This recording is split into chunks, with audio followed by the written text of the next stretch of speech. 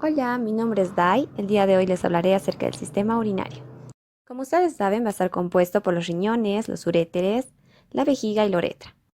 Comenzaré a hablarles sobre las generalidades que tiene el riñón para después abarcar la parte histológica. Como podemos observar aquí, el riñón va a tener una forma de habichuela y sobre este, en su polo superior, vamos a encontrar las glándulas suprarrenales. También podemos ver a simple vista que está muy vascularizado. Los riñones reciben el 25% del gasto cardíaco total. Tiene un borde externo lateral que va a ser convexo y al borde medial vamos a encontrar una estructura cóncava denominada ilio.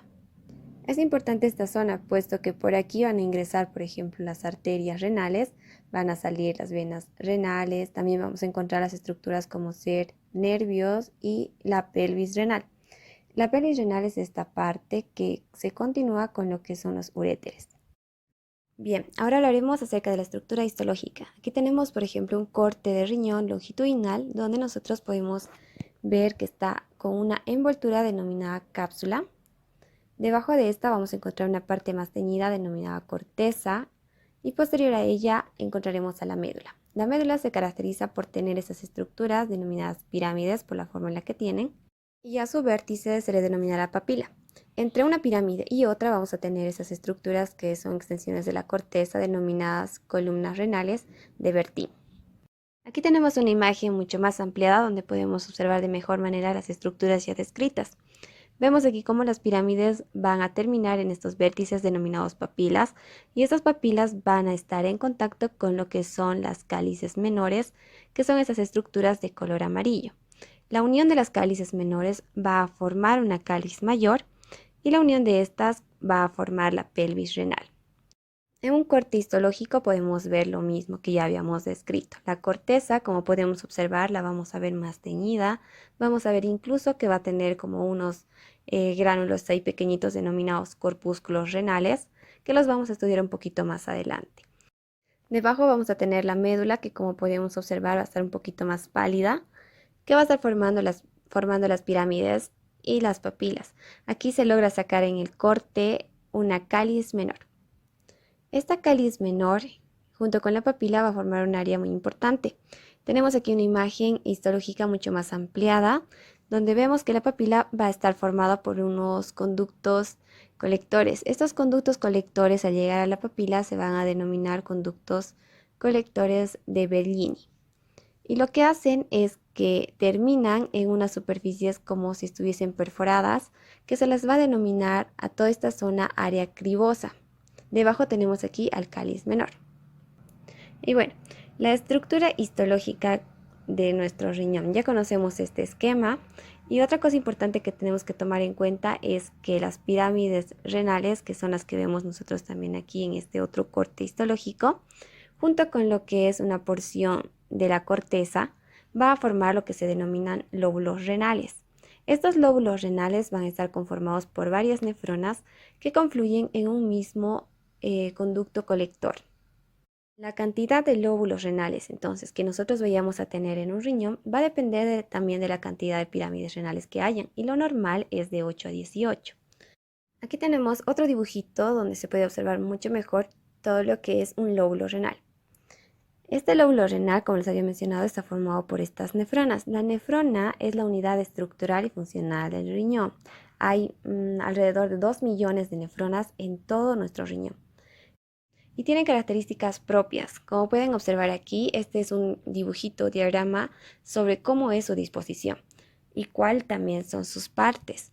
Esta nefrona va a estar conformada por lo que les decía hace rato como una cabecita que se denomina corpúsculo renal, que va a continuarse con unos túbulos contorneados, como pueden ver aquí, que este se denomina túbulo contorneado proximal por estar próximo, y luego desciende, ingresa hacia lo que es la médula para formar el asa de Henle, que es todo esto. Tiene una rama gruesa, rama delgada que desciende, rama delgada que asciende y regresa hacia el corpúsculo, su rama o porción gruesa y por último vuelve a hacerse un túbulo contorneado. Es el túbulo contorneado distal. Este túbulo contorneado distal se va a comunicar con lo que es el conducto colector. El conducto colector, dependiendo a dónde se encuentre, va a tener también su nomenclatura. Por ejemplo, Aquí tenemos el conducto colector que está a nivel de la corteza. Entonces se llamará conducto colector cortical. Desciende, llega hacia la médula y se denomina conducto colector medular. Y por último, como ya habíamos mencionado, cerca de la papila se denominará conducto colector de Bellini. Entonces, estas características que estoy mencionándoles sobre las nefronas nos va a ayudar a nosotros a poder diferenciar los cortes, a qué nivel están, tanto de la corteza o de la médula. Por ejemplo, aquí tenemos dos placas muy diferentes. La primera va a corresponder a la corteza porque, como podemos ver, vamos a encontrar aquí a los corpúsculos renales. Esto que ustedes ven aquí más teñiditos son los túbulos contorneados proximales y distales, que vamos a estudiarlos un poquito más adelante igual.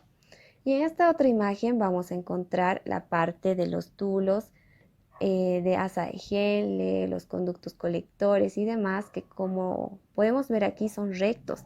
Entonces van a dar esa apariencia estriada. Incluso también se les denomina por eso rayos medulares. Otra característica que tenemos en este lóbulo es, como podemos observar en este esquema, que la médula va a estar dividida en dos partes. Una médula externa, que va a tener sus dos franjas, y una médula interna. Esto nos va a servir para la clasificación de nefronas que se hace dependiendo de la localización que tiene.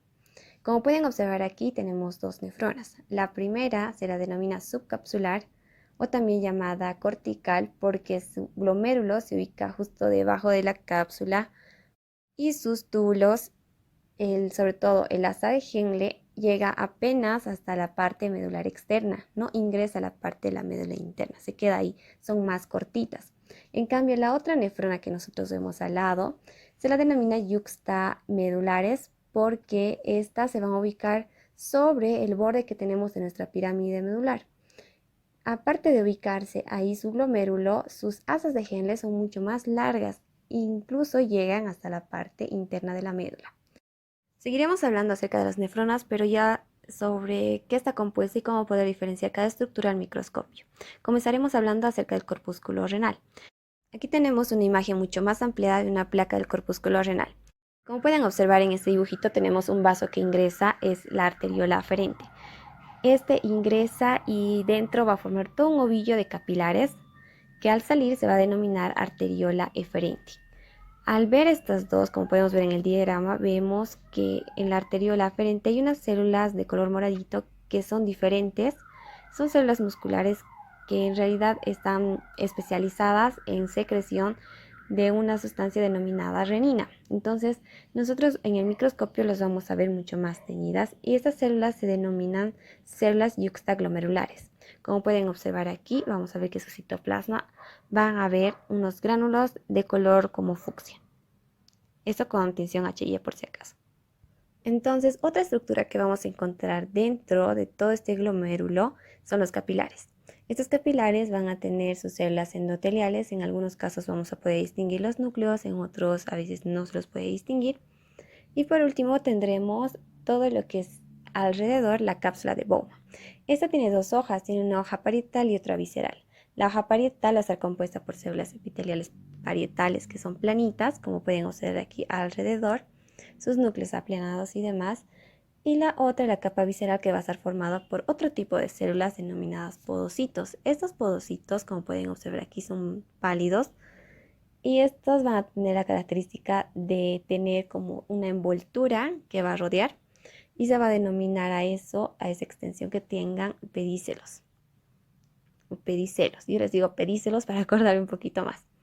Y bueno, la otra estructura que nosotros vamos a tener al interior son estas que son las células mucho más teñidas, que se denominan las células mesangiales, que juntas van a formar todo lo que es el mesangio.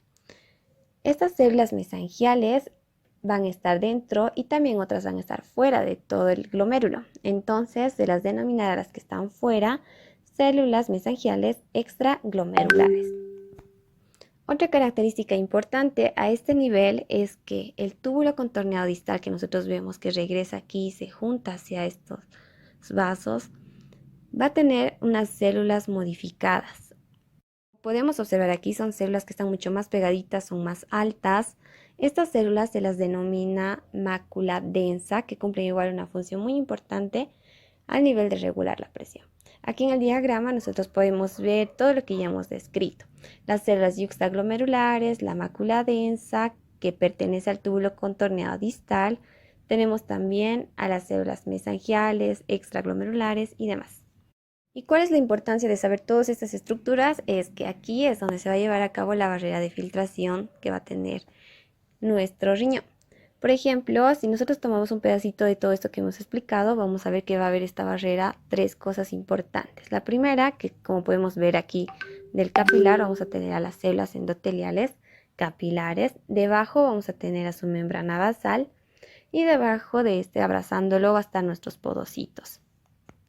Y bueno, continuando con las otras porciones de la nefrona, tenemos al túbulo contorneado proximal, que como pueden observar aquí, sus células van a tener una característica muy particular porque estos pelitos ahí que nos va a ayudar a diferenciarlos en los cortes. Aquí tenemos, por ejemplo, la proximal y la distal para que podamos compararlas directamente. Estas microvellosidades, como ustedes pueden ver, pertenecen a los túbulos contorneados proximales. Y en la distal no vamos a encontrar eso. Otra diferencia que vamos a tener entre estas dos es, por ejemplo, en esta placa se nota un poquito más que los núcleos, va a haber mayor cantidad de núcleos en los túbulos contorneados distales en comparación a los proximales. Los proximales también, como pueden ver, van a estar un poquito más teñidas que las otras. Y por último tendremos ya lo que es la parte de la médula conformada por los lasa de Henle, que son los túbulos rectos, tanto la porción gruesa, delgada, y por último el túbulo colector o también llamado conducto conector. Vemos en una imagen mucho más ampliada cómo están dispuestas. Como podemos ver, los túbulos rectos distales, que son estos, los vamos a encontrar un poquito más grandecitos comparados a nuestros túbulos contorneados distales. Sobre todo, si se dan cuenta, la luz que tienen es mucho más amplia. A nivel del túbulo del asa de Henle, nosotros vamos a ver en las porciones gruesas que van a tener un epitelio cúbico y en la parte delgada vamos a tener un epitelio plano. De ahí que ustedes se pueden dar cuenta en qué porción están. Y los conductos colectores, en contraste, vamos a encontrar células mucho más prominentes, más altas, un poquito más gruesas y también más pálidas en comparación a las otras células que nosotros hemos visto. Y bueno, eso es todo. Espero que les haya gustado, espero que les pueda servir para que ustedes igual vayan practicando con otras imágenes. En Facebook, en la página de histología, subo muchas imágenes sobre tejidos, así que espero que las puedan revisar, puedan practicar y que les sea de provecho.